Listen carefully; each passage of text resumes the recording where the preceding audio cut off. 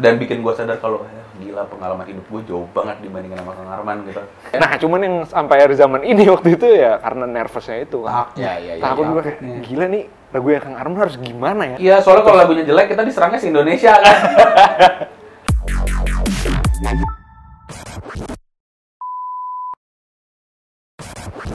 Assalamualaikum warahmatullahi wabarakatuh. Kembali lagi di Hai Pisan.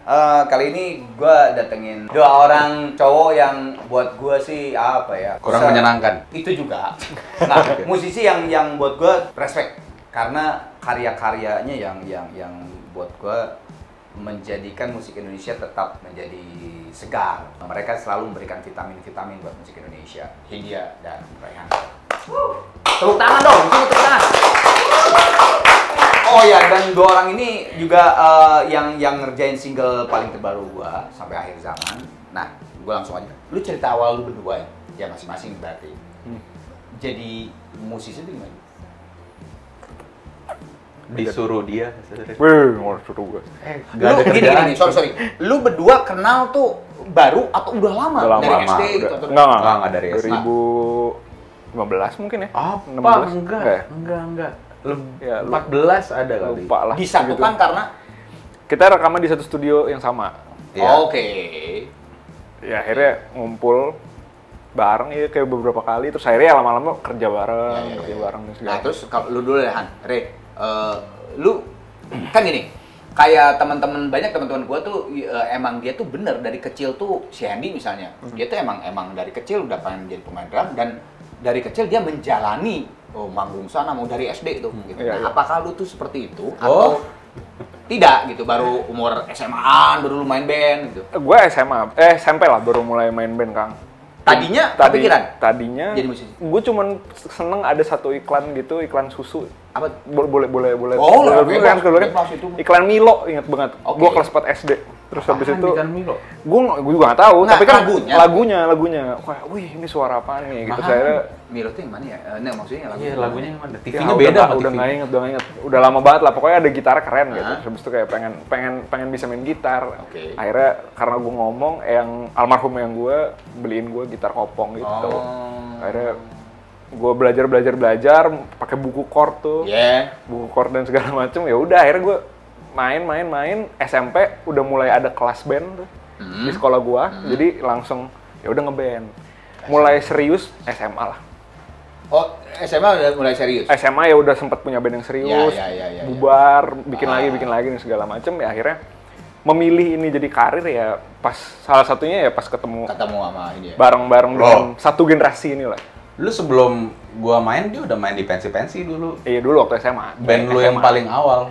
Band dia yang paling awal. Nah kalau lu? Gua jadi musisi? Ngelihat kakak gua dari kecil. Dia emang suka jadi sessionist di banyak tempat gitu segala macam. Terus banyak referensi dia, akhirnya gue ikut makan juga. Kayak ini namanya John Mayer, Incubus segala macam. Berarti lu zaman itu tuh? Zaman itu. 2000-an awal ya. 2000-an awal. Ya. Ada lah band-bandan gitu. Mobil-mobilan kan bukan mobil beneran ya, band-bandan bukan band beneran gitu. SMP gitu ada, terus SMA juga bikin. Yang di SMA tuh pengen diseriusin, cuman ada satu yang kuliah keluar segala macam gak ketemu lagi. Terus bikin band lagi sama teman-teman kuliah. Akhirnya jadi Fish. Nah, Fish ini yang ketemu sama band Rehan yang udah gelas kaca waktu itu. Terus kita jadi main bareng satu circle, jadi deket lah. Pokoknya sampai sekarang. Kayak gitu. Nah, lu kan tadi udah nyerutuk Fish.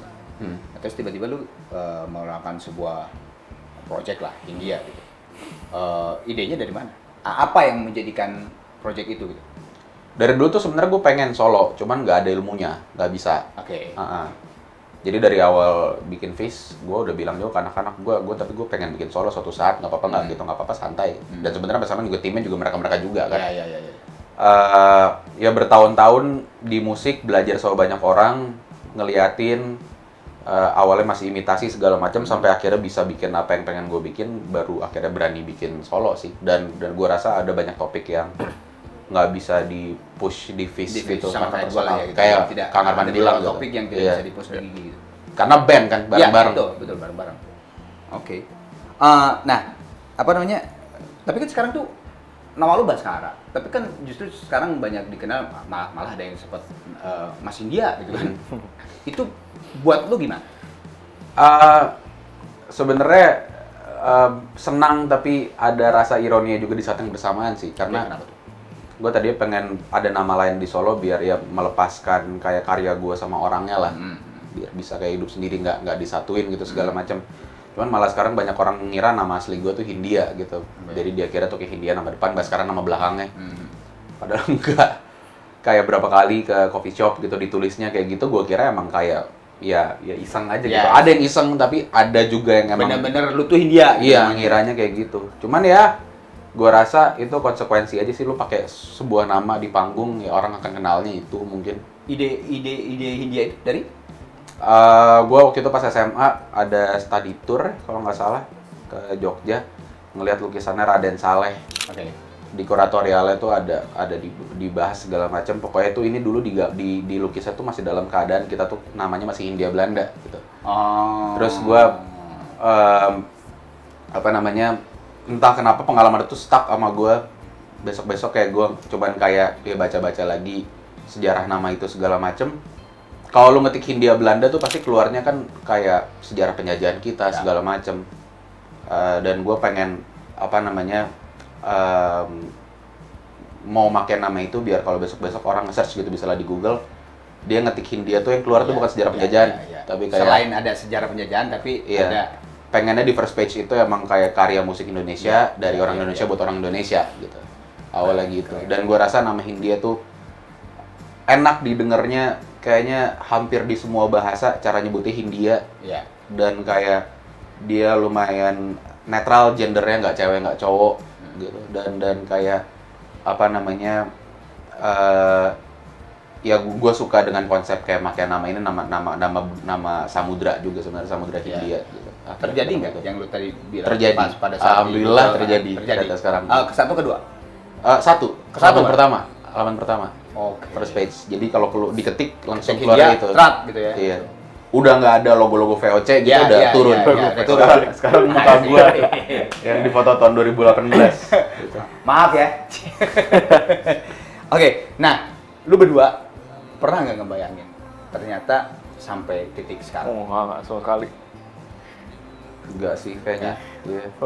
Dia sering ngobrolin ini sama gue kayak anjir nggak nyangka sih gitu. Emang nggak nyangka sih sama sekali. Soalnya nggak kepikiran lah. Ya gitu, maksudnya kita berangkat dari studio Tama, temen kita ya, Kang Arman tahu juga kan Tam. Ya itu di rumahnya dia, bener studio kamar. Kecil banget. Gitu. Segini. Nah itu studioan. Bukan studio beneran. Studio-studioan yang bener-bener kecil, gelap gitu, kayak kita kalau nongkrong di terasnya gitu. Cuman mikirin aja, gue pengen bikin musik yang keren nih gitu. Tapi ya kita ngejalanin itu selama bertahun-tahun aja ya. Nah, sekarang gue mau nanya karena lu tadi berbicara itu. Apa perubahan yang terjadi di lu? Gua nggak ada sih. Selain perut. Dan umur. Bener-bener nggak ada? Gua nggak ada sih. Ya maksudnya gue tetap yang dulu yang sampai gua tua gue cuma pengen main musik doang, Kang. Lu? Kalau dari gua pribadi nggak ada yang mengubah motivasi gue sih, Kang. Cuman yang paling kerasa signifikan tuh perubahannya selain finansial ya, gitu. Maksudnya dapat reward hak ekonomi yang lebih baik. Privasi, yang pasti privasi sebenarnya. Kayak lu nggak pernah merasa lu ke suatu tempat tuh bisa bebas ngapain aja gitu sekarang. Karena ada rasa kayak itu orang tahu kayak gitu. Gitu sih, lebih ke situ. Inspirasi lu pade selama ini tuh membuat lirik, membuat lagu dari mana? Gue denger karya-karya lu ya berdua ya, entah yang lu lah, entah yang barengan, entah yang masing-masing, wild gitu. Yang gue waktu ke rumah lu kan, didengerin tuh kan, yang lu, yang solo gitu. Buat gue sound, aransemen, gila, bisa kayak pikir. Nah itu kan kalau buat gue wild gitu, pikiran tuh wild. Nah inspirasi lu tuh itu dari mana masing-masing? Kalau gue sih secara musik, kalau dari Indonesia, gue bisa sebut 3. Shalon Seven, Gigi, Dewa.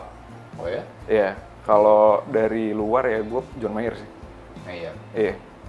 Kalau Baskara lirik Lirik hip hop banget sebenarnya dia Iya, liriknya. lumayan sih. dari hip hop malah. Dari hip hop.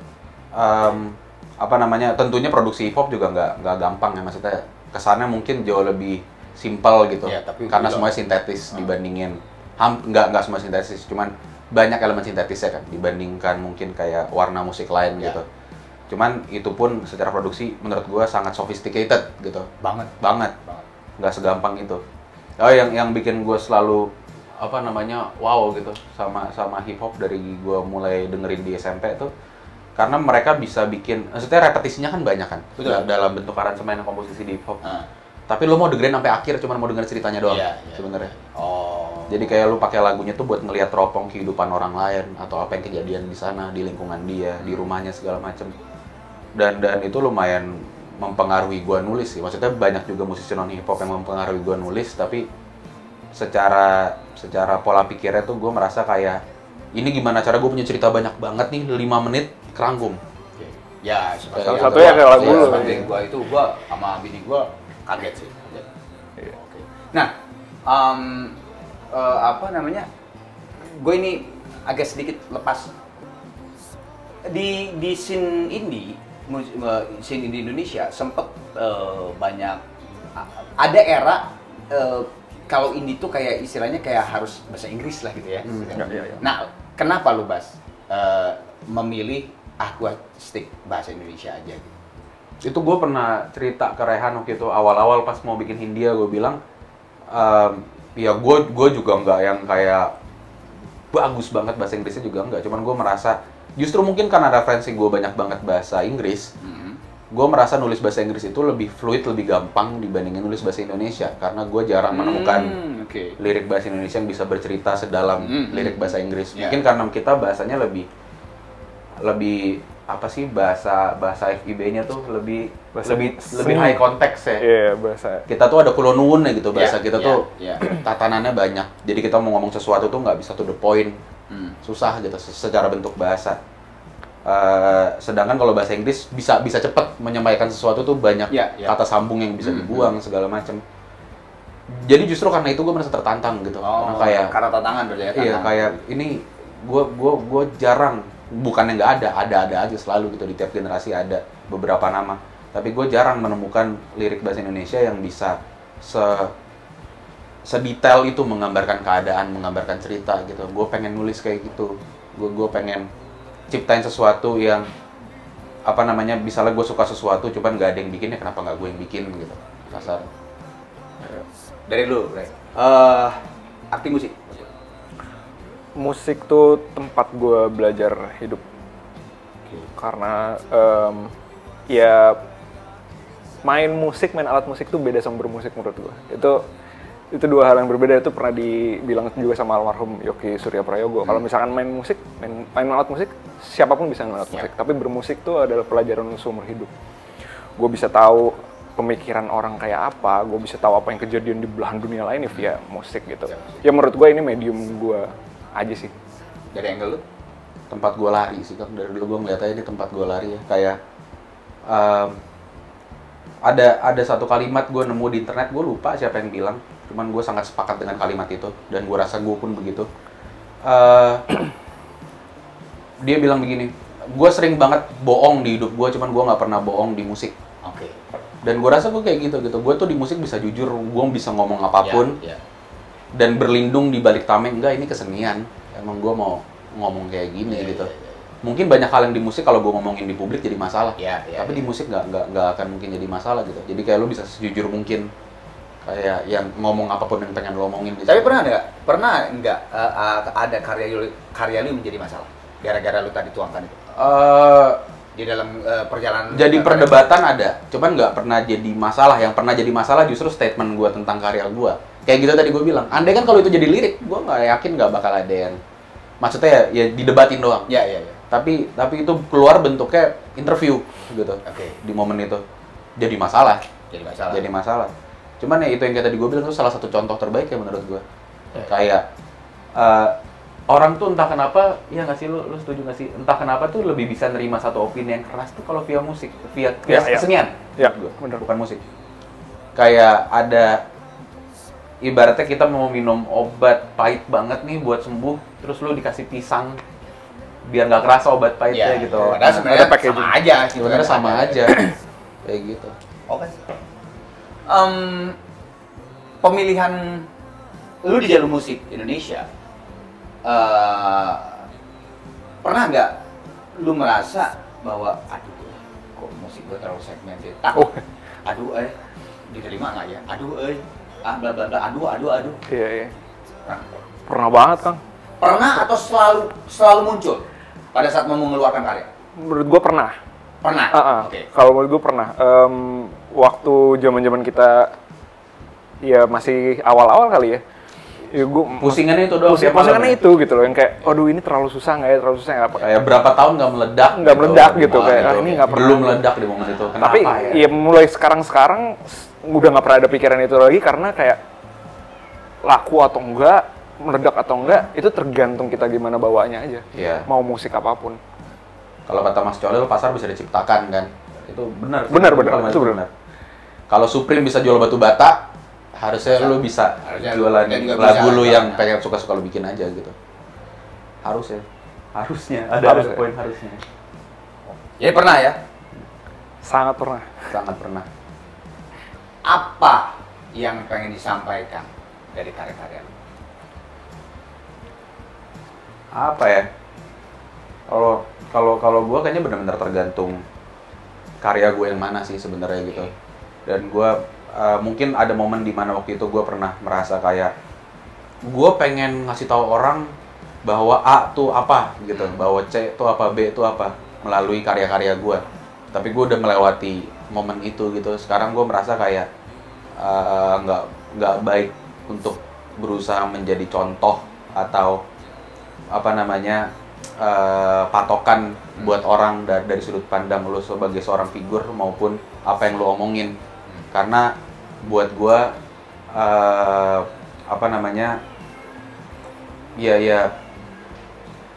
ya seniman tuh gue rasa nggak serta-merta harus selalu jadi guru atau jadi contoh gitu, nggak juga. Kita orang biasa, cuman kebetulan kita mungkin punya cara untuk ngeluarin apa yang kita rasain dalam bentuk karya gitu, yang mungkin juga sebenarnya itu banyak yang orang lain rasain juga. Jadi sebenarnya gue ngerasa sampai sekarang ya gitu, kebanyakan karya-karya gue dan mungkin Rehan juga sih, kita tuh sebenarnya cuma ngeluh doang ya. Ya betul. Via lagu-lagu kita tuh. Itu yang mau gue bilang tadi. Kita sebenarnya ngeluh, kita nggak nyampein apa-apa. Kayak orang curhat aja. Gue pusing deh, gue apa gitu. Aduh, gue lagi sedih. Tapi dibikin elegan. Kayak refleksi waktu aja sih, Kang, menurut gue. Maksudnya kita after all kita cuma manusia juga gitu loh. Yang gue rasa bener kata Baskara tadi, kayak banyak orang pasti merasakan apa yang kita rasakan juga gitu. Menurut gue tugas kita bukan tugas ya. Mungkin kayak udah kodratnya, hakikatnya kita sebagai musisi emang cuma merefleksikan itu aja. Kalau kata Sal Priadi, bojomu Sal Priadi membantu orang-orang meluapkan emosinya ke udara. Betul. Gila, dia puitis sekali ya. Merefleksikan waktu aja sih, Kang. Lu kan dulu pernah di posisi penikmat musik, ya kan? Fans A, sampai sekarang. fans B, dan sebagainya. Ini dulu nih, dulu. Sampai sekarang lu jadi pelaku dan profesional di musik. Apa perbedaan musik dulu dan sekarang? Indonesia aja ya, kita berbicara Indonesia lah, nggak usah dunia terlalu luas. Perbedaan musik Indonesia yang dulu dan sekarang. Mungkin kalau sekarang kita mikirin lebih banyak hal aja ya. Maksudnya kalau tahu lu. Nggak, maksudnya bebas. Iya, maksud gue kalau kita sekarang gitu dari nulis lagu, terus habis itu rekamannya, habis itu marketingnya, apa detail-detailnya ya kita semua yang mikirin gitu loh. Ya mungkin itu salah satu ya, karena mungkin kita berangkatnya dari cara independen juga gitu. Mungkin kalau dulu mungkin lebih apa ya? Mungkin Kang Arman dulu juga lebih kayak ya udah kita ngikutin jalur gitu ya. Seniman ya berseni aja. Seniman berseni aja gitu. Kalau sekarang ya kita harus swasembada pangan kalau katanya. Bahasa Orba banget ya, swasembada pangan. Gotong royong kalau. Gotong royong. Tapi kerjanya sendiri. Iya itu satu hal yang menyenangkan, cuman satu hal yang wah gila juga sih. Jadi gitu. Ngerti banyak lebih enak ya. Cuman capek sih. Kalau dipikir-pikir. Sebetulnya lu mengakui capek sebetulnya. Capek. Ada titik capeknya juga ya. Capeknya. Karena semuanya A sampai Z tuh kami dan tim harus mikirin sendiri kan. Dulu kan bener-bener yang kayak ya udah gue ngerjain ini aja gitu. Bahkan di titik sekarang di mana gue dan Rehan pun punya label sendiri, kami juga pekerja di situ. Jadi tetap nggak mungkin nggak bantu mikirin yang lain gitu. Itu sih kayak secara teknis paling signifikan perubahannya itu ya. Dan kadang-kadang malah kalau misalnya kita udah ngurusin satu lagu nih, terus kita ngurusin segalanya kayak di tengah-tengah, gue ngomongin apa sih gitu. Karena kita udah terlalu banyak ngurusin segala macam. Tapi ya itu zaman sih Kang. Ya emang kita mesti beradaptasi kali ya. Gitu. Kalau secara nyawa mungkin perubahan yang paling signifikan tuh ini ya. Gue ngerasa angkatan kita tuh generasi YouTube banget. Kayak omnivora, makanan tuh semuanya. Gue ngerasa kayak ngelihat generasinya Kang Arman gitu ya. Justru kenapa bisa jadi gampang lu ngelihat satu patokan buat jadi idol lu gitu. Karena zaman dulu tuh kayaknya jelas banget kayak ngelihat gue pengen punya idol di dalam klasifikasi pop rock, udah jelas ada siapa gitu. Karena zaman dulu kayaknya ya lebih craftsmanship-nya lebih tinggi karena lo kalau udah nyemplung di satu warna musik lo di situ terus. Iya benar. Sampai besar dan akhirnya jadi legend gitu. Jadi statue. Cuman kalau generasi gua sama Rehan mungkin karena dia generasi YouTube gitu, omnivora makannya semuanya. Gua ngerasa udah susah banget ngelihat teman-teman kita nyebut dia anak rock, dia anak pop, dia udah nggak ada gitu sekarang. Udah blur. Tiap beda rilisan, beda single, beda lagi selalu kayak gitu. Apa yang ya itu yang bicara jujur ya, gue sekarang saatnya mood ini pengen ini ya keluar aja sekarang. Kalau dulu kan pop, rock, hard rock, metal, disco, keroncong, dangdut gitu kayak gitu.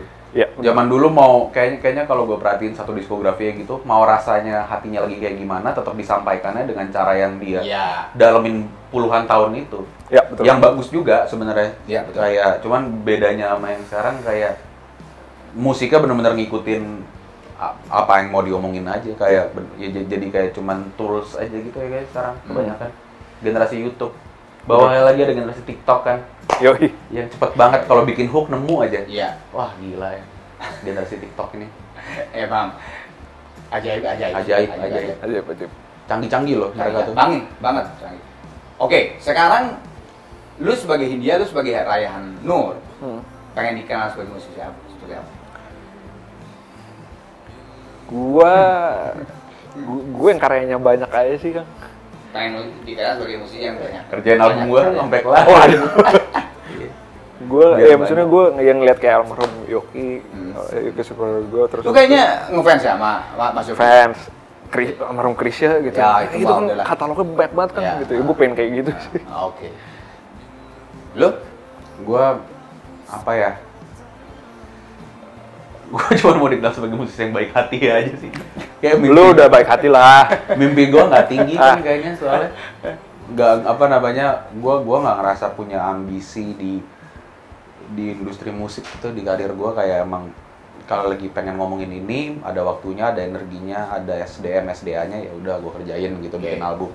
Kalau yang nggak pengen ngomongin apa-apa ya udah main kucing di rumah.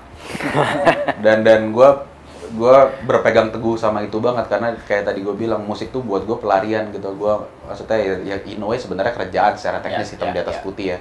Tapi gue nggak pernah pengen bikin musik tuh beneran kayak ini kerjaan gue gitu.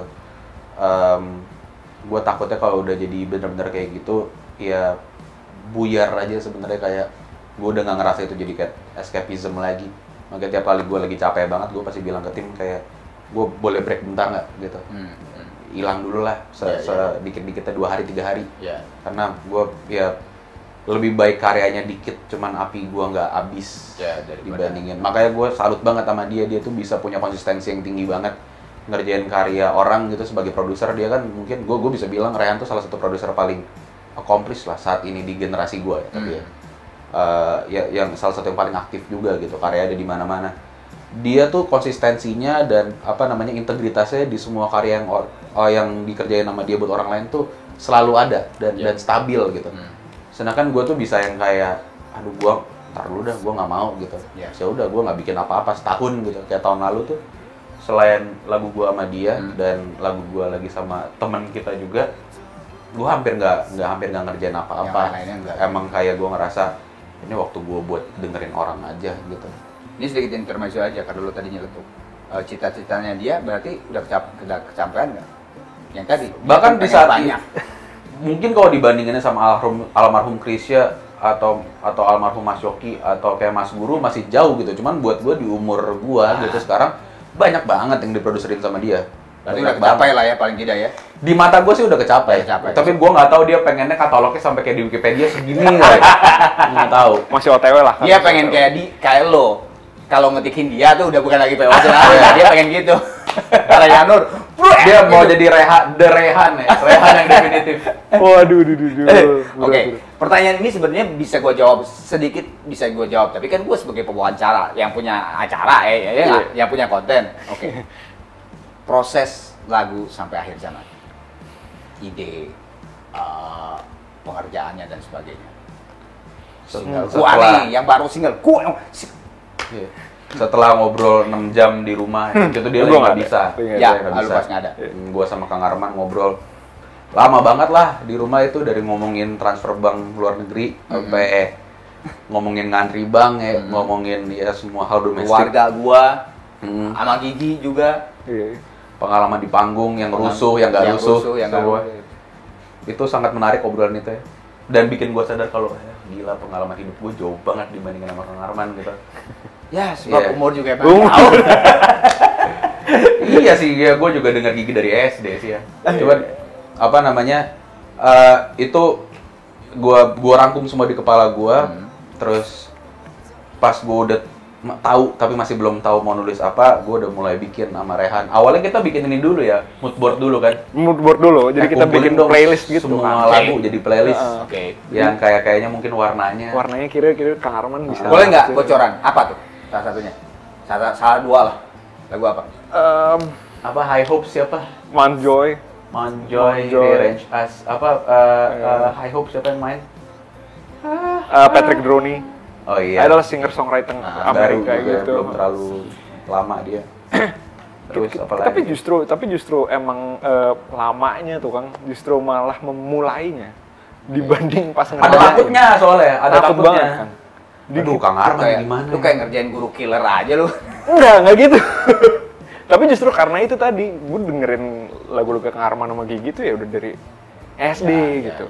Iya, soalnya kalau lagunya jelek kita diserangnya se-Indonesia kan. Karena sebagai sebuah brand, nama Arman Maulana tuh udah punya satu Nusantara menurut gua kan. Kayak semua orang udah kenal Arman Maulana gitu. Itu tuh kita pas bener-bener pas lagi workshop pertama mau ngerjain sampai akhir zaman. Itu kita janjian, gue inget mungkin jam 12 jam 1 siang. Sampai gelap itu belum jadi kan. Jadi cuman gue kayak main kok nggak dapet. Yang gue dapet pola drama itu bukan hari itu ya? Bukan hari itu hari setelahnya. Oh jadi dari pola drum dulu? Iya. Ya, yang awalnya menimbulkan jadi lagu A. Iya, jadi awalnya karena gue bingung banget kan. Gue bingung banget gitu loh. Karena gue nggak tahu, gue bingung gitu loh karena apalagi juga Arana 1.0 juga itu yang ngerjain yang gue look up juga gitu Pak. Iya. Kayak Lalel Manino gitu misalkan. Wah ini gimana ya gitu. Sampai hari kedua Baskara bilang, lu bikin beatnya aja dulu coba. Gue juga nggak tahu gimana bikin beatnya. Akhirnya gue coba kan, ya udah gue coba gitu. Terus gue inget waktu itu obrolannya gini, ya udah deh, bahkan walaupun lagu jelek diserang orang, yang penting orang denger di radio, baru 2 detik 3 detik orang tahu itu lagu apa. Jadi dari pola drumnya. Drama itu harus ini banget, harus berkarakter banget. Nanti kalau gitu kamu generasi TikTok juga dong, cari hook. Iya ya gitu. Pokoknya mereka lebih jago lagi. Pokoknya ditulis itu kan. Ditulis pola drumnya. Lu coba gini. Tak gitu. Terus waktu itu pas dia mulai rapiin, abis yang terakhir satu putaran itu ada isiannya kan, ada filler. Jangan, berhenti aja. Biar canggung gitu. Akhirnya dek tak dek dek. Nah terus abis itu ngalir aja tuh. Iya, terus dapat tuh gitarnya gini. Oh, kayak chordnya gini segala macam. Nah, tapi lu sukses sih, kalau menurut gue sukses ya sebagai yang diberikan karya itu. Emang dari drumnya dulu kalau menurut gue. Iya. Gue sendiri sebagai musisi dan yang akan membawakan itu, emang drumnya yang bikin gue gitu. Iya. Baru tuh tak kemana-mana gitu. Tapi memang kita berdua kalau misalkan di karya-karya sebelumnya juga prinsipnya selalu gitu Kang. Kayak 5 detik awal nih harus gitu. Entah gitar atau apa gitu ya. Nah, cuman yang sampai akhir zaman ini waktu itu ya karena nervousnya itu kan. Takut gue kayak gila nih lagu yang Kang Arman harus gimana ya? Ini penilaian gue ya. Bukan sama, tapi kekuatan apalagi drum yang lu bilang tadi drum sama nih sama gue. Gak tau ya, gue tuh kayak denger waktu pertama kali vibe-nya itu kekuatannya bukan sama. Kayak lagu Kirana Dewa. Buat gue, Kirana tuh pertama kali, kurang ajar Dewa nih gue bilang nyiptain lagu kayak gini. Dari beat drumnya itu tidak biasa menurut gue. Nah ini pada saat ngedengar, Oke, gue bilang oke. Ini gue makanya gue langsung. Dan vokalnya masuknya cepet kan? Langsung. Nggak ada intro dulu. Nggak ada intro. Nah itu sih, menurut gue juga di sampai akhir zaman tuh kayak semua referensi musik kita terlepas dari playlist yang kita bikin, akhirnya masuk ke itu semua tuh. Oke, sekarang berbicara masalah, gue juga bisa sebenarnya nerangin ini, tapi kan ya nggak afdol lah mengenai liriknya. Iya, gue rasa kayak tadi gue bilang Kang Arman tuh udah punya satu Nusantara gitu, kayak pengalaman hidupnya dia yang ada di publik ya semua orang tahu lah gitu. Pengalaman Kang Arman juga yang ada di panggung gitu dan gemerlap dunia pertunjukan juga. Cuman yang bikin menarik tuh kadang-kadang kayak kita suka lupa orang ada di media tuh sebenarnya pas pulang keluar dari panggung ya dia kalau nggak jadi anak, jadi istri, jadi suami, jadi bapak gitu, jadi kepala keluarga, mungkin udah ada jadi kakek, udah ada jadi nenek. Yang tadi sempat sebelum interview ini kita obrolin gitu Kang, buat gue satu hal di bumi yang nggak pernah bisa lu curangin itu fungsi lu sebagai anggota keluarga. Lu mau punya duit sebanyak apa kalau misalnya emang lu nggak bisa menjalankan itu dengan baik, pasti hubungannya hancur, berantakan gitu. Dan dari semua cerita yang waktu itu kita ngobrol itu, yang paling kena di kepala gue tuh itu semua gitu, yang kayak nggak banyak yang tahu kalau dan yang lu omongin terus ke gue, ya maksudnya diulang-ulang terus kayak gue pengen nih Kang Arman dengan karakter family man lu gitu, selalu kayak gitu gue. Awalnya salah satu brief awalnya buat kami berdua ngobrol tuh kayak gitu. Kayak orang udah kenal Kang Arman sebagai rockstar deh gitu. Kita kalau bikin itu lagi redundan, karya Kang Arman kayak gitu udah di sepanjang diskografinya udah banyak. Kita pengen menciptakan satu karya yang bisa menggambarkan Kang Arman sebagai family man, tapi kita nggak mau ngarang-ngarang cerita, ngobrol dulu deh gitu. Akhirnya yang pas udah dapet, iya kayaknya ini gitu ya. Gua rasa karena itu satu hal yang paling universal kan, semua orang ngerasain gitu. Mungkin buat orang lain banal banget, kayak lu ngapain cerita kayak gitu. Gue juga ngerasain gitu sama istri gue atau mungkin sama suami gue. Gue bisa dapat ceritanya dari bapak gue. Tapi beda kan, pasti setiap orang tuh punya detail cerita yang sangat berbeda dibanding orang lain. Itu yang selalu kita semua punya, orang lain nggak punya gitu. Dan uniknya ini Kang Arman gitu loh. Siapa sih, berapa banyak sih yang tahu kayak detail pernikahannya segala macam yang emang nggak semuanya ditulis gitu, nggak mungkin juga. Cuman menurut gua hal-hal yang mencuat yang menarik gitu yang bisa jadi sesuatu. Akhirnya pas gua udah punya konsep itu, di kepala gue yang gue ingat tuh tentang yang kayak Kang Arman cerita minjem patromak dari tukang nasi goreng, tek-tek nasi goreng tek-tek lewat gitu pas lagi akad kan mati lampunya. Ngobrolin penentuan nikah yuk di mobil. Parkir dulu gitu segala macam. Terus ya nganterin anak ke bandara dan lain-lain gitu. Kang Arman waktu itu juga pernah cerita kayak sempat heboh pas ada berita pernikahan di segala macam tabloid bla bla bla gitu. Dan menurut gue itu satu hal yang emang kayak kalau gue jadi Kang Arman sih gue bangga ya. Maksudnya gue disorot sama publik puluhan tahun, gue nggak punya masalah sih hidup gue, rumah tangga gue nggak adem ayem gitu. Maksudnya gue sebagai laki-laki menjalankan tugas gue dengan sangat baik gitu, keluarga gue juga. apa namanya semuanya baik-baik dan gimana caranya itu jadi kalimat yang menarik gitu. Ya sekarang lo nyari berita Kang Arman di internet nggak bisa lo temuin, itu jadi lirik gitu akhirnya kayak gitu. Awal ide-ide dari situ. Thank you banget Mal. Sekarang adalah mimpi lu berdua masing-masing di musik ya, dan mimpi buat musik Indonesia. Lu kalau pertanyaan-pertanyaan besar gini yang ada kemungkinan blunder pasti daripada lu ntar jadi ini kan masa lalu mendingan nulis lirik aja deh. Iya.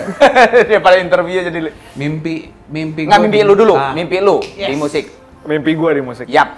Sama kayak tadi sih, maksudnya gue pengen konsisten berkarya sampai gue tua gitu, karena itu kan sesuatu yang gak gampang ya Kang. Iya, konsistensi itu gue ngeliat lu gitu berpuluh-puluh tahun gitu ya, maksudnya itu adalah satu hal yang pengen gue achieve gitu. Bertahan di perubahan zaman dan segala macam sampai akhir zaman.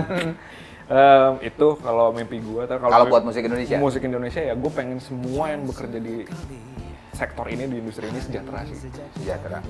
Ya apa ya?